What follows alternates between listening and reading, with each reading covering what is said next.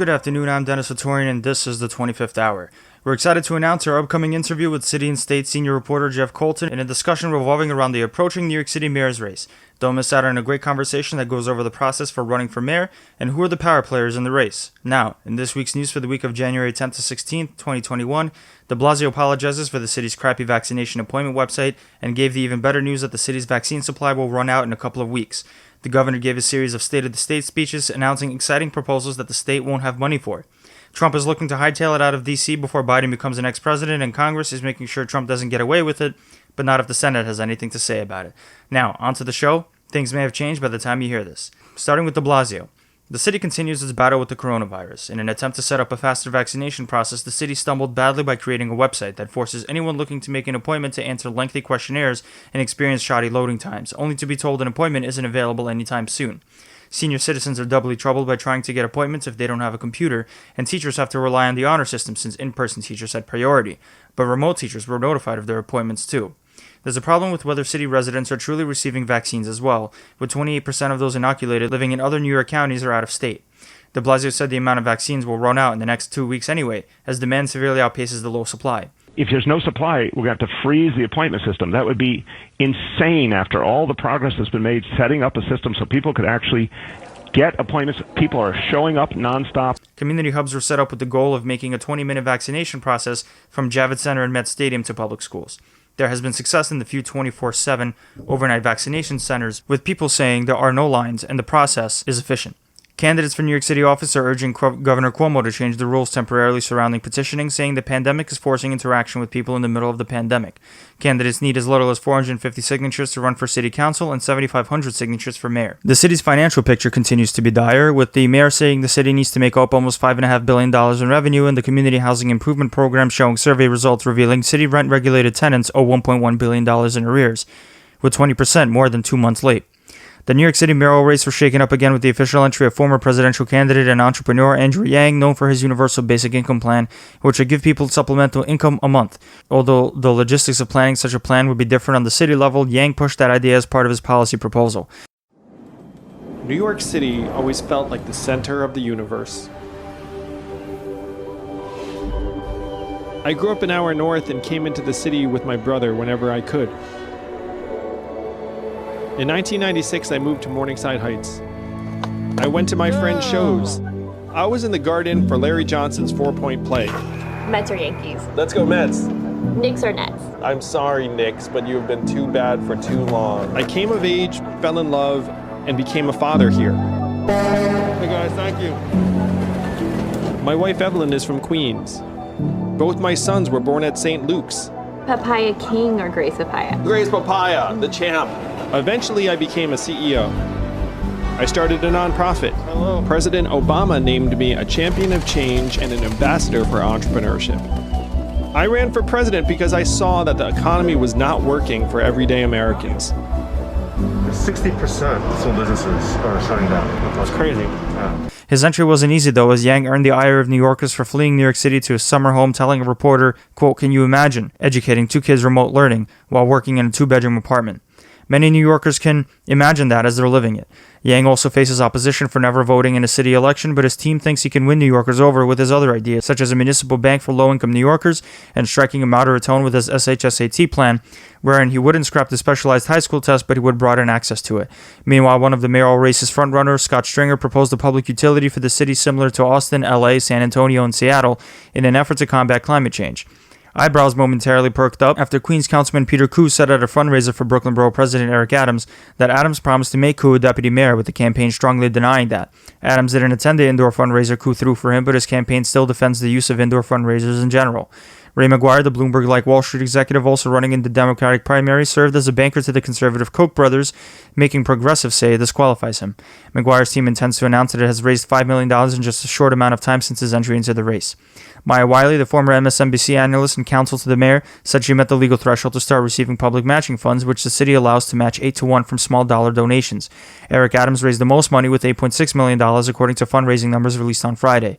In a bit of surprising news, Republican grocery magnate John Catsimatidis is considering jumping into the mayor's race by switching to the Democratic Party in the process.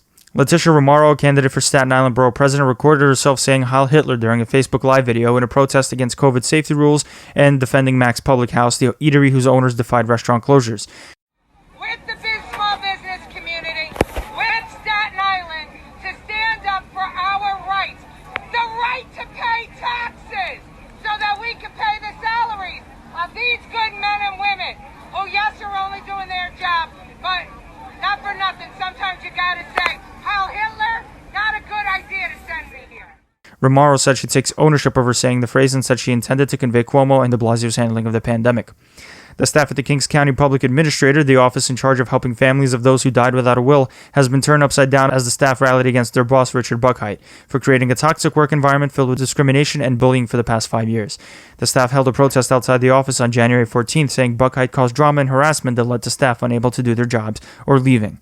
The Department of Education finally made its plans known for the Gifted and Talented program that places kids as young as 4 in specialized accelerated classes. The program requires kids to take a test, with the last one taking place this spring before the city scraps the program altogether. The department said it will meet with stakeholders throughout the summer to take ideas about how to replace the program, with the goal to bring accelerated classes to all school districts to overcome the program's initial problems involving the lack of diversity and smaller number of seats. Meanwhile, the city's high school graduation rate went up last year to 78.8%, with students persevering past the pandemic that forced them to undergo remote learning, but could have had assistance from canceled standardized tests. Reporting from Chalkbeat revealed the infants and toddlers that normally get referred to disability evaluations dropped at the outset of the pandemic, and children already receiving those evaluations stopped getting them, according to city data. Early intervention services are required under federal law to catch children with developmental delays so those children can get crucial therapy. The mayor promised in July to accelerate his plan to bring broadband internet to homeless shelters, public housing, and low-income areas, but the plan has stalled, not crafting any deals with stakeholders and not spending any of the $157 million set aside in the city's budget for the plan. MTA officials are set to vote on a fare increase for the buses and subways, with some members planning to vote on delaying that increase amid the pandemic. The increase would take effect in the spring, increasing from $2.75 to $3. In bad news for the mayor's Vision Zero initiative, the group Transportation Alternatives revealed in a survey that 30% of city residents had been injured before in a traffic crash, and 51% have heard little to nothing about the mayor's traffic fatality reduction program. A Bronx bus overturned over an overpass Thursday night, leaving 8 passengers injured, and questions over how the situation happened. The bus driver refused to take a drug test, and officials say that speeding may have been one of the reasons for the crash. An NYPD officer accused of racist online comments was suspended by the department without pay. Deputy Inspector James Coble, who oversaw the department's Equal Opportunity Division, posted in anonymous law enforcement forums calling black police officers animals and launching racial slurs against black politicians. The NYPD concluded that Coble wrote the racist rant online and plan on bringing administrative charges against him as soon as this month. The NYPD is also investigating whether one of its officers participated in the Capitol insurrection last week, with the mayor saying any city employees found to have participated at the insurrection will be fired. Advocates such as Legal Aid have accused the NYPD of limiting community input into state-mandated police reform instituted by Governor Cuomo 7 months ago, saying advocates are relegated to online sessions with filtered questions. Following the perceived success of a program that saw a reduced amount of cops in exchange for community support staff on the streets in a 5-day Brooklyn experiment, the NYPD said it was going to expand that program and will identify further areas of Brooklyn for it. But in other areas of policy, the police's DNA database is only growing despite having removed 1,000 people from the list due to concerns innocent people were swept into the database. The mayor introduced a new discipline matrix for the department after complaints racked up about how the NYPD punishes, or rather not punishes, its officers for violations and offenses. Officers who now are found guilty of using deadly force, making false statements, or racially profiling will be fired. The mayor said the city is reviewing its legal options to cancel a series of contracts it holds with the Trump Organization following the Capitol insurrection. Mika here to announce that the city of New York is severing all contracts with the Trump Organization. Our legal team has done an assessment, and the contracts make very clear if a company, and the leadership of that company, is engaged in criminal activity, we have the right to sever the contract. Inciting an insurrection. Let's be clear. I'm going to say these words again. Inciting an insurrection against the United States government clearly constitutes criminal activity. So the city of New York will no longer have anything to do with the Trump Organization. They have profited from these contracts. They will profit no longer. Although most of the contracts are expiring in April anyway, the Trump Organization said it would take the city to court. The contracts stipulate the city can cancel at will, but can't do so for an arbitrary and capricious reason. Moving on to the city council, twice convicted former lawmaker Hiram Monserrati has made his intentions known to run for a Queens City Council seat held by Francisco Moya, who beat Monserrati before in 2017. Monserrati was convicted of assault after cutting his ex-girlfriend with glass and then dragging her through a parking lot, and then was sent to prison for taking public money and steering it into his campaign account. The city is formally objecting to a city council bill that would give city residents money for reporting illegal parking and placard abuse, saying it would create a black market for false claims and create divisions within the city. Councilman Matthew Eugene was issued an almost $10.8 thousand fine from the City Campaign Finance Board, stemming from 9 violations from his 2017 campaign, including failing to report campaign finance transactions. Sylvina Brooks Powers entered into the race for the City Council seat in District 31, covering the Rockaways and Southeast Queens, pulling on her government strategist experience to replace Donovan Richards and beat the 9 other candidates in the race. Moving on to Cuomo. Cuomo loosened rules as to who qualifies for the COVID vaccine, including anyone 65 and older and employees that interact with the public like pharmacy cashiers if there are extra doses in a vial, after reporting revealing unused vaccines being thrown out.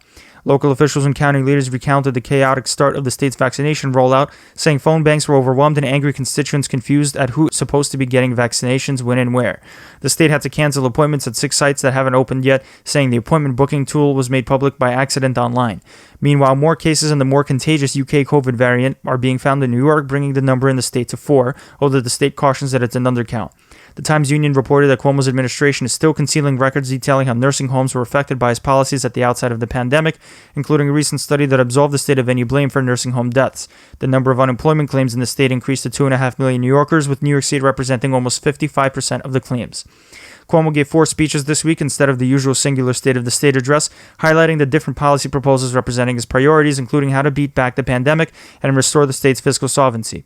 Cuomo urged incoming President Biden to aid the state with billions of dollars it needs to crawl out of the pandemic hole. Cuomo referred to the state budget deficit as $15 billion, even though state officials say the deficit is more like $8 billion, according to the numbers released by the state. Cuomo outlined different areas of reform, such as marijuana legalization and election reform, and castigated local counties for dragging their feet on police reform. The governor said de Blasio and the NYPD should apologize to protesters that were the victims of police brutality in the Black Lives Matter protest this past summer.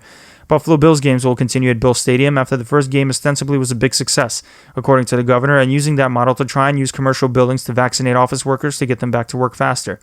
The governor also said that he intends to revive the state's art and entertainment industry and would bring back smaller cultural events. Regarding climate policy, Cuomo proposed a $26 billion green energy program seeking to boost wind and solar projects. In his last speech, the governor highlighted construction projects and transportation development around New York State, expanding the state's earmark for such projects to $306 billion, listing projects such as a new riverway in Rochester, a new park in Lake Erie, and a pedestrian walkway in Albany. The Board of Regents, the agency responsible for supervising all educational activities within New York, unanimously elected Lester Young Jr. as chancellor, becoming the board's first black chancellor in its 237-year history. Young Jr. is known for helping create the My Brother's Keeper program and has been serving as regent at large since 2008.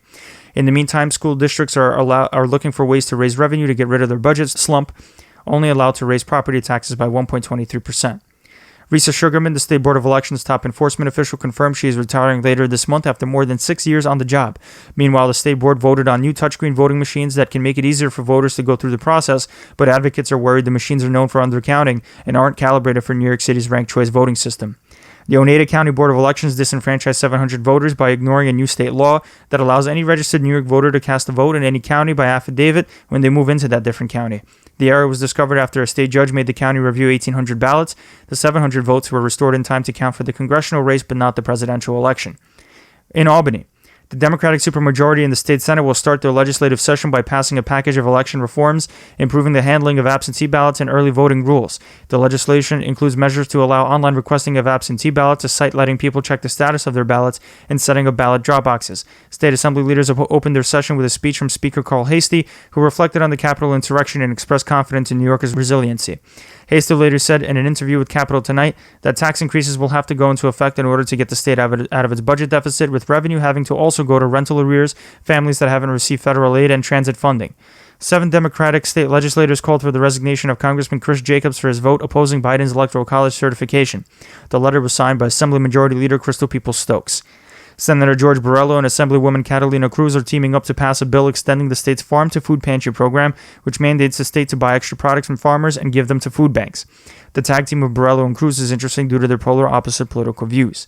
Seeking to place parole reform on the agenda, a group of lawmakers and activists held a press conference this week to push the People's Campaign for Parole Justice, seeking certain reforms like elder parole, requiring parole hearings for at least 15-year prisoners over the age of 55, and the Fair and Timely Parole Act, which places less emphasis on the original crime the prisoner committed. They also urged the governor to fill 3 vacant spots on the parole board. Moving on to the state courts. The New York State Bar Association is launching an inquiry into Rudy Giuliani's membership, citing the former New York City mayor's work for the president spreading lies about the election and filing frivolous lawsuits around the nation, and his speeches whipping Trump supporters into a frenzy. The New York State Bar Association is looking into revoking Giuliani's membership after the legal organization received hundreds of complaints.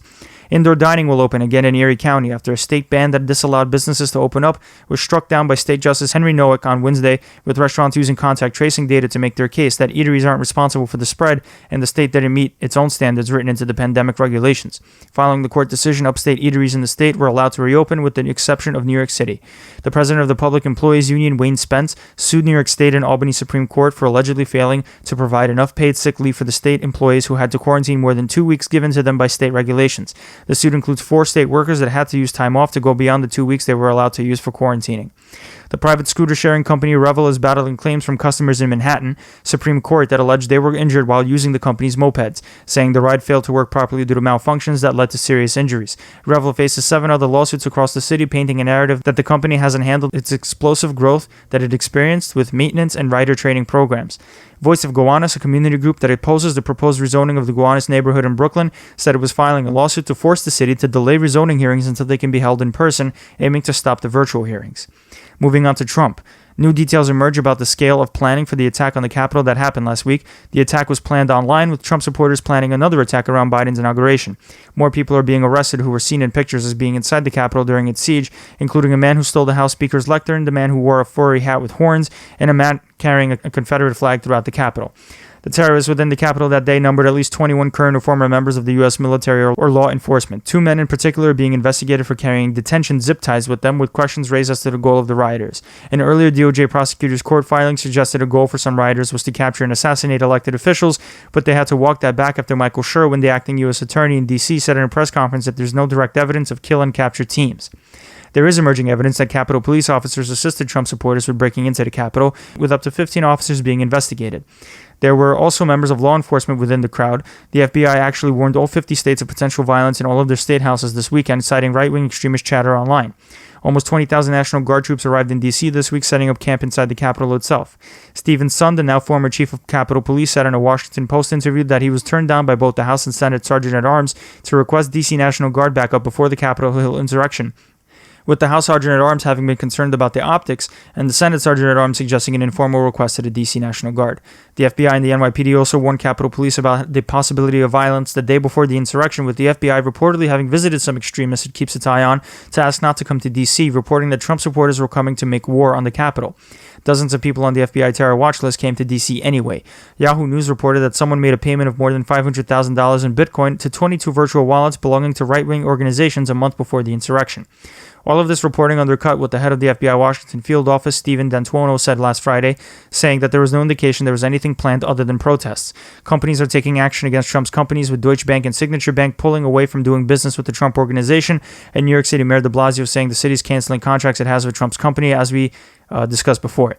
The Joint Chiefs of Staff released a statement condemning the Capitol insurrection and reminded current service members of their oath to the Constitution and to reject extremism. The Inspectors General of several federal agencies, including the Departments of Justice, Defense, Interior, and Homeland Security, announced they launched a widespread investigation into how those agencies prepared for and responded to the Capitol insurrection. Trump has been impeached for a second time, becoming the only president to be impeached twice in history, and especially in one term. 10 Republicans joined with Democrats this time around, as opposed to the first impeachment last year. The social media site Parler, known for congregating conservatives unhappy with traditional sites like Facebook and Twitter, was taken off Amazon servers and deleted from the Apple and Google app stores for violating moderation rules. Parler is known for having a no moderation policy. 56% of Americans want Trump out of office before Inauguration Day, according to an Ipsos poll. 67% say Trump deserves a good or great deal of the blame for the Capitol insurrection, while only 13% of Republicans believe he should be removed from office.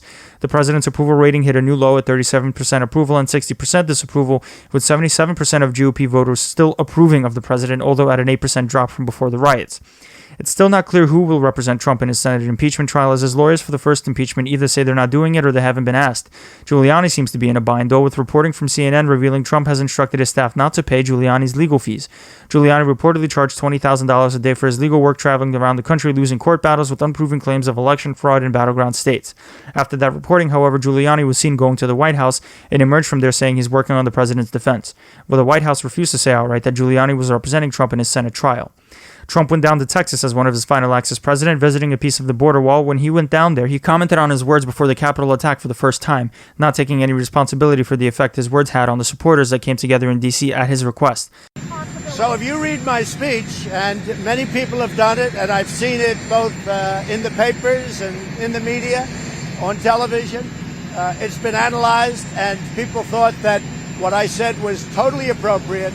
And if you look at what other people have said, politicians at a high level, about the riots during the summer, the horrible riots in Portland and Seattle and various other places, that was a real problem, what they said. But they've analyzed my speech and my words and my final paragraph, my final sentence, and everybody to the T thought it was totally appropriate. Okay. After his Texas visit and his second impeachment, he released a video denouncing the terrorists that attacked the Capitol, despite videos of rioters saying they came at his behest and saying violence will not be tolerated ahead of Biden's inauguration. My fellow Americans, I want to speak to you tonight about the troubling events of the past week. As I have said, the incursion of the U.S. Capitol struck at the very heart of our republic. It angered and appalled millions of Americans across the political spectrum. I want to be very clear. I unequivocally condemn the violence that we saw last week. Violence and vandalism have absolutely no place in our country and no place in our movement. Mob violence goes against everything I believe in and everything our movement stands for. No true supporter of mine could ever endorse political violence. These are tense and difficult times. The efforts to censor, cancel, and blacklist our fellow citizens are wrong, and they are dangerous. What is needed now is for us to listen to one another, not to silence one another. Two people aware of Trump's plans told NBC News that Trump plans to fly out to Palm Beach, Florida, the morning of Biden's inauguration next week. Trump will be the first president since Andrew Johnson in 1869 to not attend his successor's inauguration. Meanwhile, Mike Pence called his counterpart Kamala Harris and finally congratulated her on her victory, offering assistance to smoothen her transition into office. Pence and Trump only recently this week sat down for the first time since the Capitol insurrection, releasing a joint statement saying the two men will continue working on behalf of the American people for the rest of Trump's time in office. The CDC expanded its eligibility for who can get the different COVID vaccines on the market right now, following complaints that the government isn't moving fast enough to inoculate as many people as possible. This week, the CDC said anyone 65 years and older and those who are immunocompromised are allowed to be cut into the vaccine queue. Biden's team seeks to increase the amount of vaccines released to the public by not holding back the second doses needed for those taking the Pfizer vaccine who need to take a second vaccine within 3 weeks after the first dose.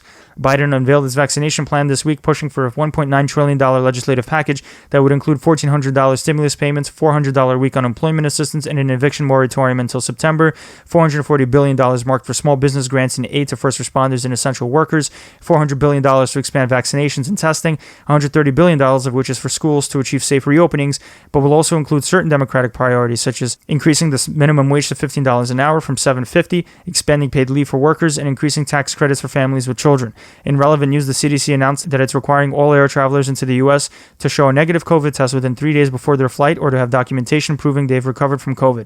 The Wall Street Journal reported that Chinese COVID tests were pushed by federal agencies despite security warnings that the company BGI Group aggressively insisted at least 11 states to include their tests in government-run labs.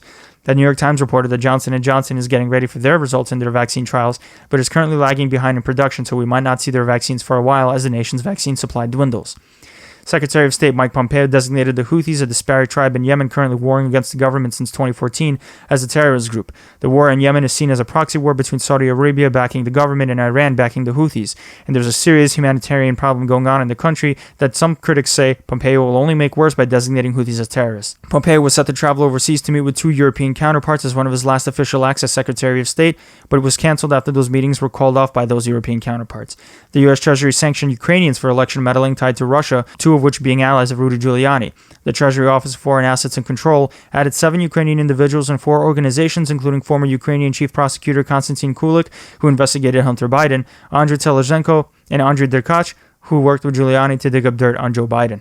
Pompeo also put Cuba back on the list of state terror sponsors, undermining another one of Biden's foreign policy plans. The Secretary of State cited Cuba hosting fugitives, Colombian rebels, and supporting Venezuela's dictator Nicolas Maduro as the reason for the change in designation. Obama had initially taken Cuba off the list in 2015 following a thawing of relations between Cuba and the U.S., which also included the starting of flights to Cuba for select groups of people. The theme of Biden's inauguration is America United. Biden originally planned to travel to D.C. by Amtrak, following his theme of being Amtrak Joe when he was a senator commuting from D.C. to Delaware after safety concerns were brought up. Biden encouraged people not to come spectate at the inauguration, with most of the ceremony being virtual. The Secret Service planned a massive security operation for Biden's inauguration, supplemented by the tens of thousands of National Guard troops stationed in D.C. Meanwhile, Biden's inaugural committee returned a $500 contribution from former Senator Barbara Boxer due to her recently registering as a foreign agent for a Chinese surveillance firm implicated in China's current mass forced re-education of Uyghurs in concentration camps. Biden is rounding out his staff this week. He chose William Burns, president of the Carnegie Endowment for International Peace, to be the director of the CIA. Burns is formerly the Deputy Secretary of State under Obama. Biden also chose former UN Ambassador Samantha Power as the new U.S. aid head, as well as elevating the International Development Agency as part of the National Security Council. Biden is reportedly going to choose Gary Gensler as SEC chair. Gensler was a member of the Commodity Futures Trading Commission from 2009 to 2014. While the Senate figures out its agenda in the midst of Trump's impeachment trial and COVID vaccine rollout, Biden is already choosing acting heads of agencies so that someone can be in charge by the time the Senate gets around to Biden's nominees. Biden also endorsed South Carolina Democrat Jamie Harrison to be head of the DNC, replacing Tom Perez. Harrison lost to Lindsey Graham recently when Graham was up for re-election. Biden also plucked New York City Emergency Department Commissioner Deanne Criswell to lead FEMA and chose David Kessler, former FDA Commissioner, to lead the federal COVID vaccination operation. Biden plans on hitting the ground running as soon as he's inaugurated, with executive orders already drafted putting the U.S. back into the Paris Climate Accords and rescinding Trump's Muslim ban. The Census Bureau stopped working on Trump's request to count up the number of unauthorized immigrants in the U.S. for the purpose of excluding them from the official census count. The administration sought to release the count before Trump left office, but in court filings, the Department of Justice said it would be impossible to carry out the president's plan because of the tight timing. The 14th Amendment mandates that the census include counts of the whole number of persons in each state. Seema Verna, the Centers for Medicare and Medicaid administrator, told Business Insider that Trump's plan to give seniors $200 Medicare discount cards signed by the president himself, although their prescription drug vouchers from insurance companies, isn't going to happen before Trump leaves office. The acting head of ICE, Jonathan Fahey, stepped down from his role after only being there for 2 weeks. No reason for the resignation was given, and Tay Johnson will now serve as acting director. None of the directors of the agency during Trump's term have been Senate confirmed. A new Department of Justice Inspector General report revealed that the White House and DOJ political leadership pushed the migrant family separation policy despite warnings the policy would require massive logistical planning, and the DOJ wasn't ready. But Trump and his aides pushed for it anyway. Political leaders at the Environmental Protection Agency overruled career scientists regarding the safety of the chemical PFBS found in drinking water that affects about 860,000 Americans, saying the chemical is apparently safe and reversing the scientists' assessments. Ivanka Trump and Jared Kushner apparently refused to allow Secret Service to use one of their 6.5 bathrooms in their Colorado neighborhood home in D.C., making Secret Service use either the neighboring homes of Obama or Pence and renting a $3,000 a month basement studio from a neighbor just to use the bathroom, coming out to $100,000 in taxpayer money in total. Carl Racine, Washington, D.C.'s Attorney General, notified Donald Trump Jr. that his office wants to interview Trump Jr. to investigate his knowledge of Trump's inaugural committee improperly funneling millions of dollars into the president's business. Moving on to Congress. There's emerging evidence of how Republicans were behaving themselves regarding potential coronavirus infection when lawmakers and their aides were huddled together during the Capitol insurrection. Republican lawmakers and their aides reportedly refused to wear masks and mocked those requests as well. Since then, more and more lawmakers announced their positive COVID tests, including House Democrats Bonnie Watson-Coleman, Pramila Jayapal, and Brad Schneider. Pictures showed Congresswoman Jayapal didn't wear a mask either at some point during the Capitol insurrection. Rep. Adriano Espaillat also said he tested positive for COVID. Top congressional doctor Brian Moynihan told lawmakers and staff to get tested. Following the Capitol Hill riot, a number of influential donors and companies are refusing to donate to Republicans that oppose Biden's Electoral College certification. Some donors are saying they're permanently finished giving to those Republicans, while others are holding off for 6 months to one election cycle. In the House passed a resolution calling on the Vice President, Mike Pence, to utilize the 25th Amendment to get rid of President Trump for inciting insurrection against the Capitol. The 25th Amendment has been used to make the VP the president following the president's death or incapacity, but has never been used because the president is generally unfit, although theoretically constitutionally possible. Pence subsequently refused to invoke the 25th Amendment, and the House proceeded to impeach the president for the second time in his term. The vote was 232 to 197, with 10 Republicans joining Democrats in a bipartisan impeachment. Republicans who debated against impeachment ranged from saying Antifa did it to saying impeachment will divide the nation to saying Trump will be out of office soon anyway, so what's the point? The impeachment managers selected by Pelosi are Representatives Jamie Raskin, Diana DeJette, David Cicilline, Joaquin Castro, Eric Swalwell, Ted Lieu, Stacey Plaskett, Joe Neguse, and Madeline Dean, with Raskin in charge of presenting the case in the Senate. As of this recording, the sole impeachment article hasn't been transferred over to the Senate. The Senate isn't in session, and McConnell said it won't reconvene until January 19th. Anything earlier than that requires the unanimous consent of 100 senators. Pelosi also pointed out this week that if reporting is true that certain Republican Congress members gave future rioters tours of the Capitol building when it was closed to everyone else in the public for purposes of plotting the insurrection, they should be prosecuted. Pelosi also instituted a new fine system for any Congress member who refuses to go through metal detectors before entering the House chamber, following reports of Republicans refusing to go through those detectors and dodging Capitol Police, with $5,000 for a first-time offense and a $10,000 fine for a second offense. 3 of Arizona Representative Paul Gosar's siblings reached out to his colleague Rep. Raul Grijalva to get their brother expelled from Congress after the Capitol insurrection, saying Gosar instigated the episode. The number 3 Republican in the House conference, Liz Cheney, is facing blowback for supporting Trump's impeachment, with members of the Hardline Freedom Caucus already circulating a petition to call on Cheney to resign her leadership position. Only 42 Republican members are required to call a meeting, and a secret ballot would decide how Cheney's colleagues feel about her. Republican Minority Leader Kevin McCarthy is coming to Liz Cheney's defense, surprisingly budging from his usual fawning of the president. McCarthy told the Californian that he spoke to the president over the phone, imploring the president to take responsibility for the Capitol insurrection, stop spreading lies about Antifa being there, and to accept his loss for the election. Freshman Congresswoman from Georgia, Marjorie Taylor Greene, a QAnon supporter, said she plans to introduce impeachment articles against Joe Biden immediately after his inauguration, without specifying what the articles would allege.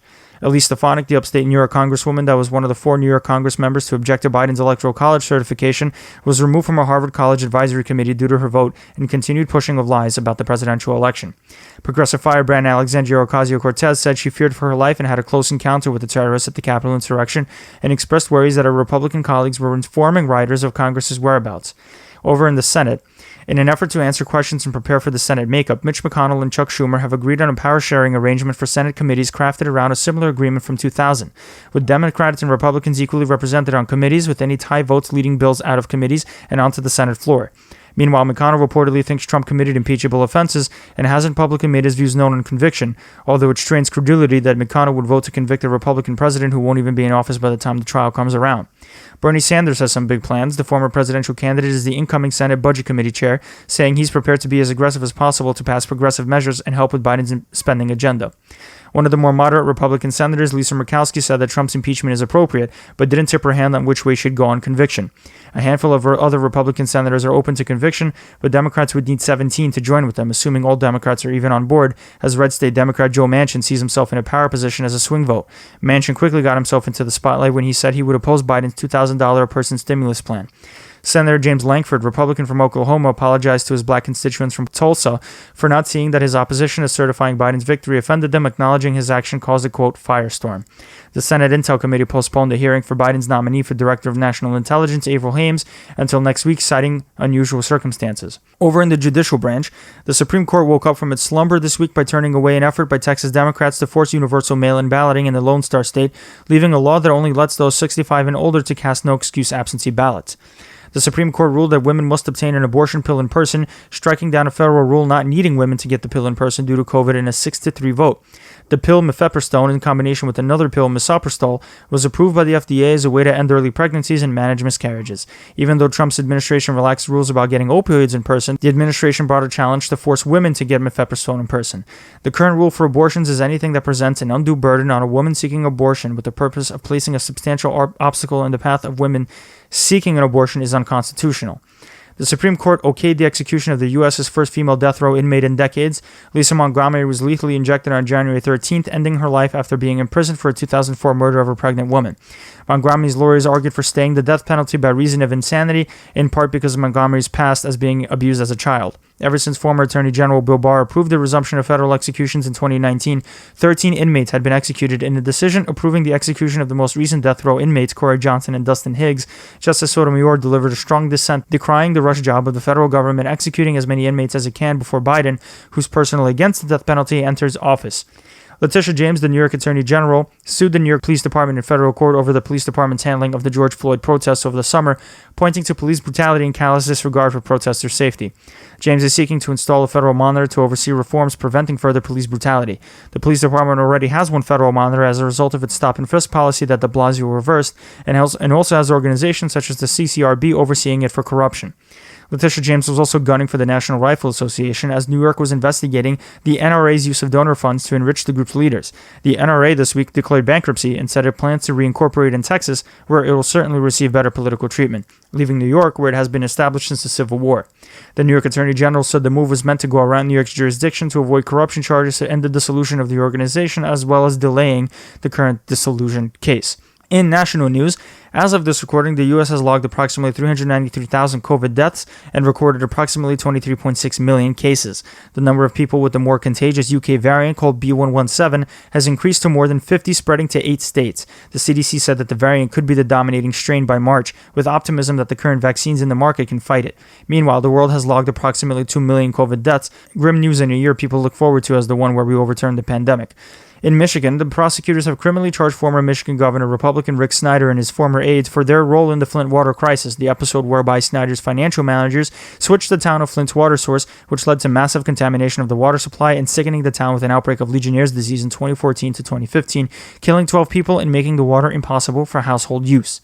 That's it for this week's show in the 25th hour, helping you beat the 24/7 news cycle every Sunday afternoon. I ask that you please rate, subscribe, and share this podcast to your friends, and don't forget to become a patron today at patreon.com/the25thhournews. As always, you can email your tips and suggestions at the25thhournews@gmail.com.